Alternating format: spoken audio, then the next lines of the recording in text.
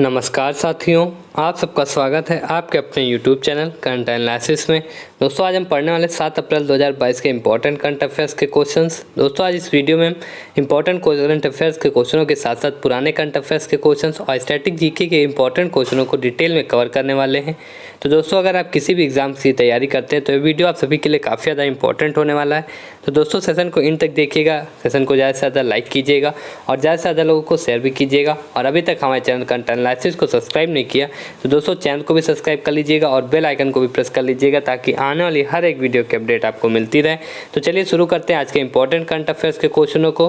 दोस्तों आज का पहला प्रश्न है कि हाल ही में किस राज्य सरकार ने उत्तम क्रांति योजना शुरू की है। दोस्तों बात करें उत्तम क्रांति योजना की किस राज्य सरकार के द्वारा शुरुआत की गई इस योजना की, तो दोस्तों याद रखिएगा मध्य प्रदेश राज्य सरकार के द्वारा इस योजना की शुरुआत की गई है। अगर दोस्तों मध्य प्रदेश की बात करें तो इसकी कैपिटल भोपाल हो जाती है। राज्यपाल कौन हो जाते हैं प्रेजेंट टाइम में, तो मंगू भाई पटेल दोस्तों मध्य प्रदेश के राज्यपाल हो जाते हैं। अगर मुख्यमंत्री की बात करें तो शिवराज सिंह चौहान दोस्तों मध्य प्रदेश राज्य के मुख्यमंत्री हो जाते हैं। अगर मध्य प्रदेश की विधानसभा सीटों की बात करें तो टोटल 230 सीटें हो जाती हैं। राज्यसभा की बात करें तो 29 सीटें हो जाती है और लोकसभा की 11 सीटें। दोस्तों याद रखिएगा इन सभी इनसे रिलेटेड मध्य प्रदेश से रिलेटेड पॉइंटों को। दोस्तों चलिए अब देखते हैं नेक्स्ट क्वेश्चन। दोस्तों हाल ही में ऑपरेशन उपलब्ध किसके द्वारा चलाया गया है। अगर दोस्तों बात करें ऑपरेशन उपलब्ध की, ये किसके द्वारा चलाया गया है, दोस्तों आरपीएफ के द्वारा, रेलवे प्रोटेक्शन फोर्स के द्वारा दोस्तों ऑपरेशन उपलब्ध चलाया गया है। अगर दोस्तों आरपीएफ की बात करें तो इसकी इस्टेब्लिशमेंट भी इंपॉर्टेंट हो जाता है पॉइंट कि इस्टेब्लिशमेंट कब हुई आरपीएफ की रेलवे प्रोटेक्शन फोर्स की, तो 1959। दोस्तों याद रखिएगा 1959 में आरपीएफ की इस्टेब्लिशमेंट हुई। अगर इसके हेडक्वार्टर की बात करें तो न्यू दिल्ली में दोस्तों आरपीएफ का हेडक्वार्टर हो जाता है। अगर प्रेजेंट टाइम में डायरेक्टर जनरल की बात करें तो संजय चंद्रा याद रखिएगा आरपीएफ के डायरेक्टर जनरल हो जाते हैं। दोस्तों याद रखिएगा आरपीएफ से रिलेटेड सभी पॉइंटों को, सभी पॉइंट्स आपके एग्जाम्स में इंपॉर्टेंट पॉइंट्स हो जाते हैं। आपके एग्जाम में इसकी इस्टेब्लिशमेंट या हेडक्वार्टर या दोस्तों डायरेक्टर जनरल भी पूछ सकता है और ये भी पूछ सकता है, ये भी क्वेश्चन से रिलेटेड क्वेश्चन कि ऑपरेशन उपलब्ध किसके द्वारा चलाया गया, तो दोस्तों याद रखिएगा रेलवे प्रोटेक्शन फोर्स के द्वारा।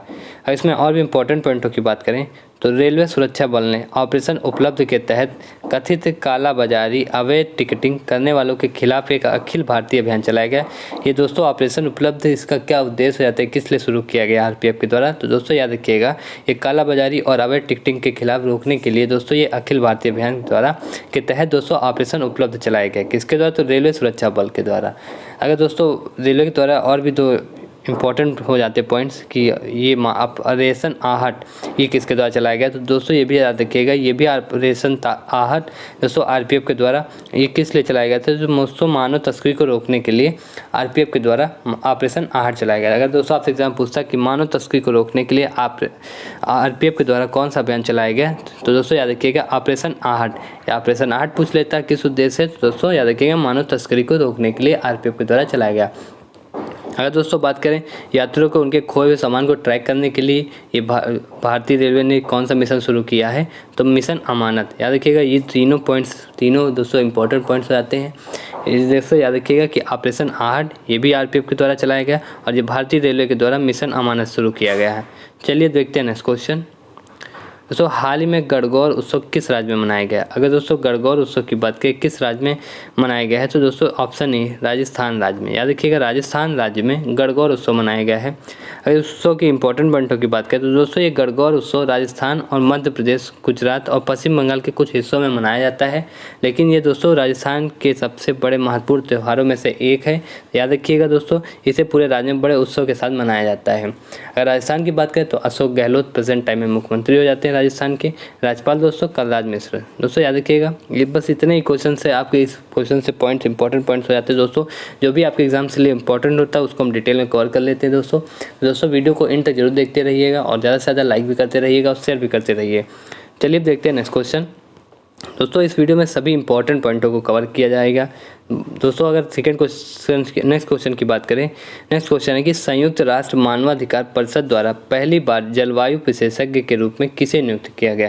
दोस्तों अगर बात करें यूएनएचआरसी के द्वारा ये पहली बार जलवायु विशेषज्ञ के रूप में किसे नियुक्त किया गया है, तो दोस्तों इयान फ्राई को। याद रखिएगा इयान फ्राई को दोस्तों ये संयुक्त राष्ट्र मानवाधिकार परिषद द्वारा पहली बार जलवायु विशेषज्ञ के रूप में नियुक्त किया गया। अगर दोस्तों बात करें जेंस स्टोल्टनबर्ग की, तो अभी हाल ही में दोस्तों इन्हें जेंस स्टोल्टनबर्ग को दोस्तों कहाँ पे नियुक्त किया गया है? तो दोस्तों जेंस स्टोल्टेनबर्ग को नाटो के महासचिव के रूप में ये कार्यकाल इनका बढ़ाया गया। याद रखिएगा नाटो के महासचिव हो जाते हैं जिनका भी हाल ही में कार्यकाल 1 वर्ष 2023 तक बढ़ाया गया है दोस्तों। याद रखिएगा ये भी पॉइंट इंपॉर्टेंट हो जाता है। अगर गीता गोपीनाथ की बात करें तो दोस्तों ये इंटरनेशनल मॉनेटरी फंड की डिप्टी मैनेजिंग डायरेक्टर हो जाते हैं गीता गोपीनाथ। याद रखिएगा गीता गोपीनाथ दोस्तों डिप्टी मैनेजिंग डायरेक्टर हो जाते हैं दोस्तों, ये याद रखिएगा। और दोस्तों IMF के मैनेजिंग डायरेक्टर कौन हो जाते हैं? कमेंट सेक्शन में आप लोग जरूर बताइएगा। चलिए देखते हैं इसमें इंपॉर्टेंट पॉइंटों की बात करेंगे दोस्तों। तो राष्ट्रीय मानवाधिकार परिषद United Nations human rights council ने डायरेक्टर इयान फ्राई को दोस्तों मानव अधिकारों और जलवायु परिवर्तन के लिए दुनिया का पहला स्वतंत्र विशेषज्ञ नियुक्त किया गया। याद रखिएगा। और डॉक्टर फ्राई की बात करें दोस्तों इयान फ्राई की, तो ये 3 साल की अवधि के लिए नियुक्त किया गया है इन्हें, याद रखिएगा। और दोस्तों इनके पास तुवालू और ऑस्ट्रेलिया की दोहरी नागरिकता है। और दोस्तों ये पद संभालने वाले पहले इयान फ्राई होंगे जिनके पास ऑस्ट्रेलिया और तुवालू दोनों राष्ट्रीयता हैं, याद रखिएगा। और दोस्तों अगर बात करें UNHRC की, United nation human rights council, इसका फुल फॉर्म हो जाता है। और इसकी अध्यक्ष की बात करें, स्थापना की बात करें तो दोस्तों इससे भी रिलेटेड पॉइंट्स तो ये काफ़ी ज़्यादा इंपॉर्टेंट पॉइंट्स हो जाते हैं। अगर स्थापना की बात करें तो 15 मार्च 2006 में इसकी UNHRC की दोस्तों स्थापना हुई। अगर मुख्यालय की बात करें कहाँ पे हो जाता है तो जिनेवा स्विट्जरलैंड में दोस्तों United Nations human right council का मुख्यालय हो जाता है। और अध्यक्ष प्रेजेंट टाइम में कौन है? तो फेडरिको वेल्जास दोस्तों प्रेजेंट टाइम में अध्यक्ष हो जाते हैं। याद रखिएगा दोस्तों UNHRC बहुत ही ज़्यादा इंपॉर्टेंट हो जाता है आपके एग्जाम्स के पॉइंट में। तो अब चलिए देखते हैं नेक्स्ट क्वेश्चन। दोस्तों नेक्स्ट क्वेश्चन है कि किस राज्य या केंद्र शासित प्रदेश में सरकारी स्कूलों में हॉबी हब स्थापित करने की योजना शुरू की गई? अगर दोस्तों बात करें हॉबी हब योजना स्थापित करने के लिए किस राज्य या केंद्र शासित प्रदेश में ये सरकारी स्कूलों में दोस्तों हो जाती है हॉबी हब स्थापित करने के लिए योजना शुरू की गई है? कहाँ पे दोस्तों? तो ये दिल्ली केंद्र शासित प्रदेश में, याद रखिएगा हॉबी हब स्थापित करने की योजना शुरू की गई है।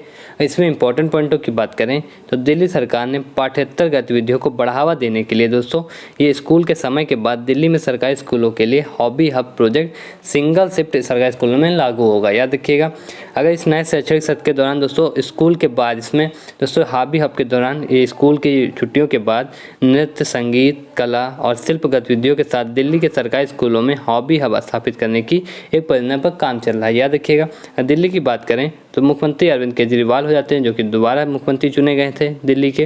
राज्यपाल की बात करें तो अनिल बैजल दोस्तों ये दिल्ली के राज्यपाल हो जाते हैं। और दिल्ली में कुछ दोस्तों विरासत स्थान है जो कि आपसे पूछ सकता है कि कहाँ पे हैं, तो याद रखिएगा हुमायूं का मकबरा दिल्ली में हो जाता है। और कुतुब मीनार और उसके कुछ और भी उसके स्मारक दोस्तों कहाँ पे हो जाते हैं? तो दिल्ली में हो जाते हैं। याद रखिएगा इन सभी पॉइंटों को। चलिए देखते हैं नेक्स्ट क्वेश्चन। दोस्तों नेक्स्ट क्वेश्चन है कि उस मोबाइल ऐप का नाम क्या है जिसे दोस्तों टाटा समूह द्वारा व्हाट्सएप, गूगल पे या अमेजॉन पे के साथ कड़ी प्रतिस्पर्धा में लॉन्च किया जाएगा? दोस्तों याद रखिएगा टाटा समूह के द्वारा ये लॉन्च किया जाएगा। कौन सा ऐप हो जाता है? दोस्तों टाटा न्यू।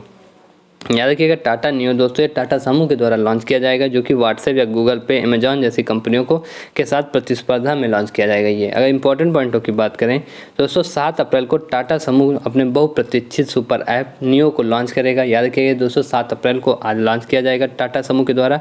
यह सॉफ्टवेयर दोस्तों गूगल प्ले से स्टोर से भी आप डाउनलोड कर सकते हैं। ये टाटा समूह का मुख्य लक्ष्य अपने डिजिटल डिवीज़न का विस्तार करना है इस ऐप के थ्रू, और दोस्तों ताकि वह अमेजॉन, फ्लिपकार्ट, रिलायंस समूह के जियो मार्ट जैसे बाजार के नेताओं के साथ प्रतिस्पर्धा कर सके। याद रखिएगा। चलिए अब देखते हैं नेक्स्ट क्वेश्चन। दोस्तों हाल ही में किसने क्वीन ऑफ फायर नामक एक उपन्यास लिखा है? अगर दोस्तों बात करें क्वीन ऑफ फायर ये उपन्यास किसके द्वारा लिखा गया है? तो दोस्तों याद रखिएगा देविका रंगाचार्य। दोस्तों देविका रंगाचार्य के द्वारा ये क्वीन ऑफ फायर नामक एक उपन्यास लिखा गया है। इंपॉर्टेंट पॉइंटों की बात करें तो पुरस्कार विजेता बच्चों की लेखिका और इतिहासकार देविका रंगाचार्य ने क्वीन ऑफ फायर नामक एक उपन्यास लिखा है। ये उपन्यास दोस्तों झांसी की रानी लक्ष्मीबाई की कहानी का अन्वेषण करती है। याद रखिएगा। चलिए अब देखते हैं नेक्स्ट क्वेश्चन। दोस्तों हाल ही में राष्ट्रीय समुद्री दिवस कब मनाया गया? अब बात करें राष्ट्रीय समुद्री दिवस की दोस्तों कब मनाया गया है? दोस्तों याद रखिएगा 5 अप्रैल को राष्ट्रीय समुद्री दिवस मनाया गया। इसमें इंपॉर्टेंट पॉइंटों की बात करें दोस्तों भारत में राष्ट्रीय समुद्री दिवस या नेशनल मैरीटाइम डे हर साल 5 अप्रैल को मनाया जाता है। दोस्तों याद रखिएगा ये हर साल कब मनाया जाता है? तो 5 अप्रैल को मनाया जाता है। और 2022 में दोस्तों ये 59वां संस्करण हो जाता है इसका नेशनल मैरीटाइम डे का। थीम की बात करें तो सस्टेनेबल शिपिंग बियॉन्ड कोविड-19 से परे सतत शिपिंग, ये इसकी थीम रहती है। दोस्तों थीम याद रखिएगा, थीम काफ़ी ज़्यादा इंपॉर्टेंट हो जाती है, इसको मार्क कर लीजिएगा। अगर इस राष्ट्रीय समुद्री दिवस की बात बात करें पहली बार दोस्तों कब मनाया गया था, तो याद रखिएगा 5 अप्रैल 1964 को पहली बार मनाया गया था। दोस्तों आइए अप्रैल मंथ के पूरे इंपॉर्टेंट डेज को जान लेते हैं जो कि आपके एग्जाम में इनसे रिलेटेड। दोस्तों अभी तक मार्च के भी हमने आपको कवर करा दिए हैं। अब अप्रैल की बात करें, अप्रैल में कौन कौन से महत्वपूर्ण दिवस हो जाते हैं जो कि आपके एग्जाम में पूछे जा सकते हैं। तो दोस्तों याद रखिएगा 1 अप्रैल को ओडिशा स्थापना दिवस मनाता है। याद रखिएगा 1 अप्रैल को भी हाल ही में ओडिशा ने अपना स्थापना दिवस मनाया है। अगर 2 अप्रैल की बात करें तो विश्व आत्म केंद्रितता जागरूकता दिवस मनाया गया है। अगर अंतर्राष्ट्रीय खाद्यान्न जागरूकता दिवस की बात करें कब मनाया गया है, तो दोस्तों 4 अप्रैल को। और 5 अप्रैल को राष्ट्रीय समुद्री दिवस दोस्तों अभी बताया आप सभी को। और दोस्तों आज 7 अप्रैल को विश्व स्वास्थ्य दिवस मनाया गया है। याद रखिएगा 7 अप्रैल को विश्व स्वास्थ्य दिवस मनाया जाता है। अगर विश्व होम्योपैथी दिवस की बात करें यह कब मनाया जाता है, तो दोस्तों 10 अप्रैल को विश्व होम्योपैथी दिवस मनाया जाता है। अगर राष्ट्रीय सुरक्षित मातृत्व दिवस या राष्ट्रीय पालतू दिवस की बात करें यह कब मनाया जाता है, तो दोस्तों याद रखिएगा 11 अप्रैल को राष्ट्रीय सुरक्षित मातृत्व दिवस या राष्ट्रीय पालतू दिवस मनाए जाते हैं। इन दोनों दिवसों को याद रखिएगा कब दोस्तों, तो 11 अप्रैल को। B.R. अम्बेडकर जयंती दोस्तों कब मनाई जाती है, तो 14 अप्रैल को डॉक्टर भीमराव अम्बेडकर जयंती मनाई जाती है दोस्तों। अगर 18 अप्रैल की बात करें तो विश्व विरासत दिवस दोस्तों कब मनाया जाता है, 18 अप्रैल को। अगर विश्व यकृत दिवस या सिविल लेखा दिवस की बात करें दोस्तों, सिविल सेवा दिवस की बात करें या सचिव दिवस, तो दोस्तों यह कब मनाया जाता है, 21 अप्रैल को। और पृथ्वी दिवस की बात करें, राष्ट्रीय पंचायती राज दिवस की बात करें, तो दोस्तों याद रखिएगा ये काफ़ी ज़्यादा इंपॉर्टेंट हो जाता है। पृथ्वी दिवस ये 22 अप्रैल को और राष्ट्रीय पंचायती राज दिवस दोस्तों 24 अप्रैल को। इन दोनों पॉइंटों को याद रखिएगा, पॉइंट इंपॉर्टेंट हो जाते हैं दोस्तों। आपके एग्जाम में राष्ट्रीय पंचायती राज दिवस कई बार पूछा जा चुका है कब मनाया जाता है, तो दोस्तों ये 24 अप्रैल को मनाया जाता है। अगर विश्व मलेरिया दिवस की बात करें दोस्तों तो ये भी 25 मार्च को मनाया जाता है। याद रखिएगा 25 मार्च को। विश्व बौद्धिक संपदा दिवस दोस्तों 26 अप्रैल को मनाया जाता है। अगर विश्व पशु चिकित्सा दिवस की बात करें तो दोस्तों 27 अप्रैल को। विश्व कार्यस्थ स्वास्थ्य एवं सुरक्षा दिवस दोस्तों कब मनाया जाता है, तो 28 अप्रैल को। अगर अंतर्राष्ट्रीय नृत्य दिवस की बात करें तो दोस्तों 29 अप्रैल को मनाया जाता है। आयुष्मान भारत दिवस दोस्तों यह 30 अप्रैल को मनाया जाता है। ये दोस्तों सभी अप्रैल के इंपॉर्टेंट डेज हो जाते हैं, सभी नोट कर लीजिएगा अप्रैल के दोस्तों। ये सभी इंपॉर्टेंट हैं दोस्तों, आपके एग्जाम में इनसे एक ना एक क्वेश्चन जरूर पूछा जाएगा। और दोस्तों हमने अभी अगले वीडियो में मार्च के भी इंपॉर्टेंट डेज को कवर कर लिया है। तो चलिए अब देखते हैं नेक्स्ट क्वेश्चन। दोस्तों हाल ही में किस राज्य को 13 नए जिलों के साथ नया नक्शा मिला है। और दोस्तों बात करें 13 नए जिलों के साथ नया नक्शा किस राज्य को मिला है, तो दोस्तों याद रखिएगा आंध्र प्रदेश। आंध्र प्रदेश को दोस्तों 13 नए जिलों के साथ एक नया नक्शा मिला है। अगर इंपॉर्टेंट पॉइंटों की बात करें दोस्तों, आंध्र प्रदेश के मुख्यमंत्री वाई.एस. जगनमोहन रेड्डी ने सोमवार 4 अप्रैल को गुंटूर जिले के ताडेपल्ली में वीडियो कॉन्फ्रेंसिंग के जरिए राज्य के 13 नए जिलों का उद्घाटन किया है। अब दोस्तों याद रखिएगा आंध्र प्रदेश में टोटल कितने जिले हो जाते हैं, तो कुल 26 जिले होंगे। याद रखिएगा दोस्तों ये पॉइंट एक क्वेश्चन इंपॉर्टेंट हो जाता है। अगर आपसे एग्जाम में दोस्तों यही सीधे पूछ सकता है कि आंध्र प्रदेश में अब कितने जिले हैं टोटल, तो दोस्तों याद रखिएगा 26 जिले। चलिए देखते हैं नेक्स्ट क्वेश्चन। हाल ही में किस राज्य सरकार ने फेलोशिप के लिए NLSIU के साथ समझौता किया है। दोस्तों अगर पहले बात करें NLSIU की, तो इसका फुल फॉर्म हो जाता है national law school of Indian university. याद रखिएगा national law school of Indian university.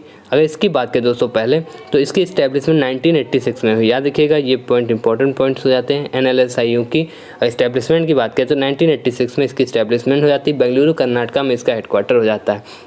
अब दोस्तों अगर क्वेश्चन की बात करें कि इसमें क्वेश्चन में पूछा गया कि किस राज्य सरकार ने फेलोशिप के लिए national law school of Indian university के साथ समझौता किया है, तो दोस्तों याद रखिएगा मेघालय राज्य सरकार ने। मेघालय ने दोस्तों फेलोशिप के लिए NLSIU के साथ समझौता किया है। देखते हैं नेक्स्ट क्वेश्चन। दोस्तों नेक्स्ट क्वेश्चन कि हाल ही में रिचर्ड हावर्ड का निधन हुआ, वे कौन थे। अगर दोस्तों बात करें रिचर्ड हावर्ड की, ये कौन थे, इनका हाल ही में निधन हो गया, तो दोस्तों ये अमेरिका के कवि हो जाते हैं रिचर्ड हावर्ड, जिनका हाल ही में निधन हो गया है। अगर इनसे इंपॉर्टेंट पॉइंटों की बात करें रिचर्ड हावर्ड से रिलेटेड, दोस्तों रिचर्ड हावर्ड पुलित्जर पुरस्कार से सम्मानित अमेरिकी कवि रिचर्ड हावर्ड का 92 वर्ष की आयु में निधन हो गया है। अगर रिचर्ड जोसेफ हावर्ड की बात करें तो दोस्तों ये सभी पॉइंट्स इनसे इंपॉर्टेंट पॉइंट्स हो जाते हैं। इन सभी पॉइंटों को नोट कर लीजिएगा। इनका जन्म दोस्तों 13 अक्टूबर 1929 को क्लीवलैंड ओहियो संयुक्त राज्य अमेरिका US में हुआ था। दोस्तों ये अमेरिकी कवि, साहित्यिक, आलोचक, निबंधकार, शिक्षक और अनुवादक थे। याद रखिएगा ये अनुवादक, निबंधकार, शिक्षक और आलोचक और अमेरिकी कवि हो जाते हैं रिचर्ड हावर्ड्स। दोस्तों रिचर्ड हावर्ड की बात करें तो इनसे ये पॉइंट्स ज़्यादा इंपॉर्टेंट हो जाते हैं आपके एग्जाम के लिए। तो हावर्ड ने 1970 में दोस्तों अनटाइटल्ड सब्जेक्ट्स के लिए पुलित्जर पुरस्कार जीता। याद रखिएगा इन्हें, अगर आपसे एग्जाम में दोस्तों यही पूछ सकता है कि हार्वर्ड को दोस्तों अनटाइटल्ड सब्जेक्ट्स के लिए पुलित्जर पुरस्कार कब दिया गया, तो दोस्तों याद रखिएगा 1970 में। और दोस्तों इन्होंने 2008 में विदाउट सेइंग के लिए नेशनल बुक अवार्ड फाइनलिस्ट थे। याद रखिएगा ये नेशनल बुक अवार्ड फाइनलिस्ट भी थे विदाउट सेइंग के लिए। और चार्ल्स बॉडलेयर के लेंस फेल्सेस डू मल के उनके अनुवाद ने 1983 में राष्ट्रीय पुस्तक पुरस्कार भी इन्हें दिया गया। याद रखिएगा जीता था दोस्तों ये राष्ट्रीय पुस्तक पुरस्कार। तब उस टाइम अमेरिकी पुस्तक पुरस्कार कहा जाता था। याद रखिएगा 1983 में अगर दोस्तों आपसे अमेरिकी पुस्तक पुरस्कार पूछता है या राष्ट्रीय पुस्तक पुरस्कार पूछता है तो दोस्तों याद रखिएगा इन्हें 1983 में दोस्तों चार्ल्स बॉडलेयर के लेंस मार्शल डूमल के लिए जीता था। चलिए अब देखते हैं नेक्स्ट क्वेश्चन। दोस्तों हाल ही में केंद्र सरकार ने किसे नया विदेश सचिव नियुक्त किया है। दोस्तों अगर बात करें केंद्र सरकार ने किसे नया विदेश सचिव नियुक्त किया है तो विनय मोहन क्वात्रा को। याद रखिएगा विनय मोहन क्वात्रा को दोस्तों केंद्र सरकार ने नया विदेश सचिव नियुक्त किया है। इसमें इंपॉर्टेंट पॉइंटों की बात करें दोस्तों, भारत सरकार ने IFS विनय क्वात्रा को भारत का नया विदेश सचिव नियुक्त किया है। याद रखिएगा किसे, तो विनय मोहन क्वात्रा को। ये दोस्तों वर्तमान में मार्च 2022 से नेपाल में भारत के दूत के रूप में कार्यरत हैं। याद रखिएगा 2020 से दोस्तों नेपाल में भारत के राजदूत के रूप में कार्यरत हैं। ये वर्तमान में विदेश सचिव दोस्तों हर्षवर्धन श्रृंगला का स्थान लेंगे। याद रखिएगा इन्होंने किसका स्थान लेंगे ये दोस्तों, तो ये हर्षवर्धन श्रृंगला जी का स्थान लेंगे जो 30 अप्रैल 2022 को सेवानिवृत्त हो जाएंगे दोस्तों। याद रखिएगा। चलिए अब देखते हैं नेक्स्ट क्वेश्चन। दोस्तों हाल में उत्कृष्ट महिला मीडियाकर्मी 2021 के लिए चमेली देवी जैन पुरस्कार से किसे सम्मानित किया गया। और दोस्तों बात करें ये चमेली देवी पुरस्कार ये दोस्तों उत्कृष्ट महिला मीडियाकर्मी 2021 के लिए दिया जाता है। इसे किसे सम्मानित किया गया है तो पत्रकार जाती आरिफा जौहरी को दोस्तों चमेली देवी जैन पुरस्कार से सम्मानित किया गया है। इंपॉर्टेंट पॉइंटों की बात करें तो पत्रकार आरिफा जौहरी को एक उत्कृष्ट महिला मीडियाकर्मी 2021 के लिए चमेली देवी जैन पुरस्कार से सम्मानित किया गया है। ये दोस्तों मीडिया फाउंडेशन ने इसकी घोषणा की है। अगर आरिफा जौहरी की बात करें तो दोस्तों मुंबई महाराष्ट्र में स्क्रॉल इनके लिए काम करती हैं। और 2020 की बात करें दोस्तों 2020 का किसने जीता था तो ये भी याद रखिएगा नीतू सिंह को ये अवार्ड मिला था। इस अवार्ड की स्थापना की बात करें तो दोस्तों इसकी स्थापना 1980 में वर्गीस और चमेली देवी के परिवार के द्वारा की गई थी। दोस्तों ये सभी पॉइंट्स इंपॉर्टेंट पॉइंट्स हो जाते हैं, याद रखिएगा इन सभी पॉइंटों को। तो दोस्तों ये थे आज के इंपॉर्टेंट करंट अफेयर्स के क्वेश्चंस। दोस्तों कमेंट सेक्शन में बताइएगा इस सेशन आप सभी को कैसा लगा। सेशन पसंद है ज़्यादा से ज़्यादा लाइक कीजिएगा और ज़्यादा से ज़्यादा लोगों को शेयर कीजिएगा। और अभी तक हमारे चैनल कंटेंट एनालिसिस को सब्सक्राइब नहीं किया है तो दोस्तों चैनल को भी सब्सक्राइब कर लीजिएगा और बेल आइकन को भी प्रेस कर लीजिएगा ताकि आने वाली हर एक वीडियो की अपडेट आपको मिलती रहे। तो चलिए मिलते हैं अगली वीडियो में, तब तक के लिए नमस्कार।